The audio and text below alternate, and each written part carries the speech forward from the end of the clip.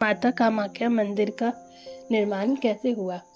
पौराणिक कथा अनुसार जब महाराज दक्ष ने यज्ञ का आयोजन किया जिसमें उन्होंने सभी देवी देवताओं को आमंत्रित किया, परंतु भगवान शिव और माता सती को आमंत्रित नहीं किया। जब माता सती को यह ज्ञात हुआ, उनके पिता महाराज दक्ष ने यज्ञ का आयोजन किया है, तब वे महादेव में जाने का अनुरोध करने लगी। अनुरोध करते हुए कहती है, स्वामी आप हमें यज्ञ में ले चलें। शायद पिताजी ने हमें सूचना देनी भूल गई हो, इसलिए हमारा कर्तव्य है, हमें जाना चाहिए।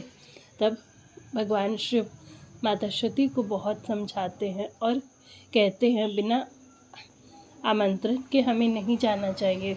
माता सती अपने पिता के प्रेम वश वहाँ पहुँची और जैसे ही माता सती यज्ञ में पहुँची, महाराज दक्ष ने माता सती और भगवान शिव का अपमान किया, जिससे माता सती बहुत दुखी हो गई और अपने कुंड में अपने प्राण त्याग दिए। और जब भगवान विष्णु ने विवश होकर माता सती के शरीर पर सुदर्शन चक्र चलाए, जिससे माता सती के शरीर के 51 टुकड़े हुए। जहाँ जहाँ माता सती के शरीर के अंग गिरे वह शक्तिपीठ कहलाए। मान्यता के कहा जाता है माता कामाख्या में माता सती की योनि गिरी थी, इसलिए माता कामाख्या देवी की अबुबाची मेला यह तांत्रिक मेला होता है और इसमें दुनिया के हर जगह से लोग आते हैं। अबुबाची मेला 3 दिनों का होता है, जिसमें कहा जाता है इस दौरान माता कामाख्या देवी की मासिक धर्म होती है, जिसमें 3 दिनों तक कपाट बंद होते हैं। कहते हैं जो 3 दिनों के लिए कपाट बंद होते हैं, उस दौरान जो साधक आते हैं, जो अपनी साधना को पूर्ण करना चाहते हैं, वही हिमालय के आसपास रहते हैं और साधना करते हैं।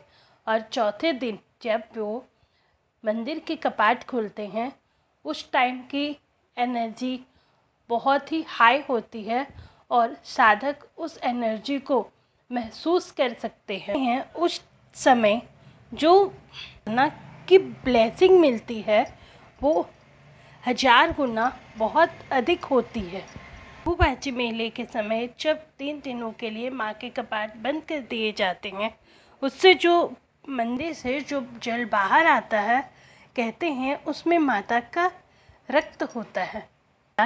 ब्रह्मपुत्र नदी लाल होनी शुरू हो जाती है। रक्त से भीगा हुआ कपड़ा दिया जाता है जो चौथे दिन मंदिर में दर्शन करने के लिए आते हैं। उसका एक छोटा सा कपड़ा अगर हमें मिल जाए जो असली हो, माता असली कपड़ा हो,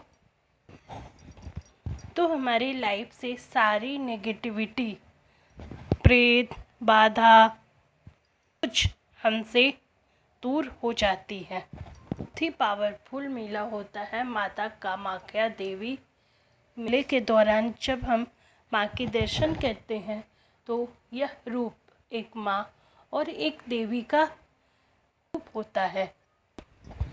कामाख्या माता की ऊर्जा इतनी हाई है, जब हम कामाख्या माता के मंदिर दर्शन करने जाते हैं तो हमें ऐसा महसूस होता है जैसे हम अपनी माँ से मिलने आए हो, और वो प्यार, वो दुलार हमें उस ऊर्जा में महसूस होती है। मंदिर में हमें सुरक्षा महसूस होती है और जैसे हमें कोई प्रोटेक्ट कर रही है।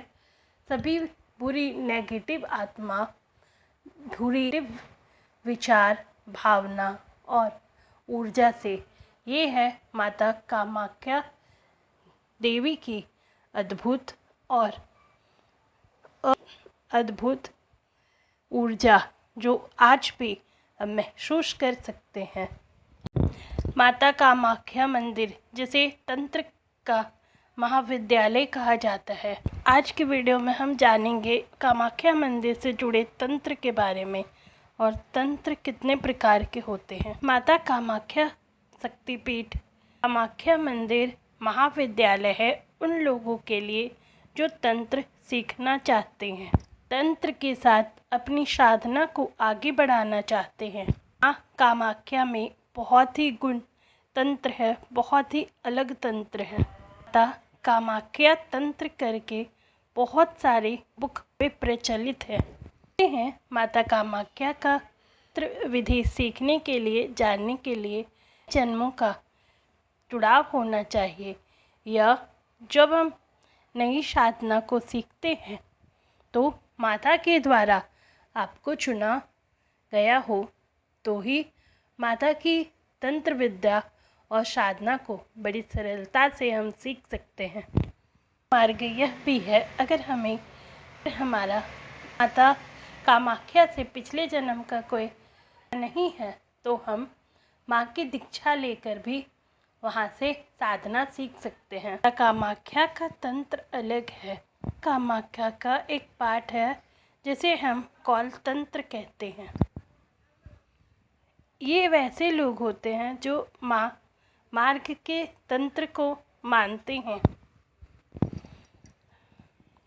माता कामाख्या का तंत्र इतना गुण है कि जो लोग अपनी साधना करते हैं उनके इससे बड़ी कोई शक्ति है ही नहीं।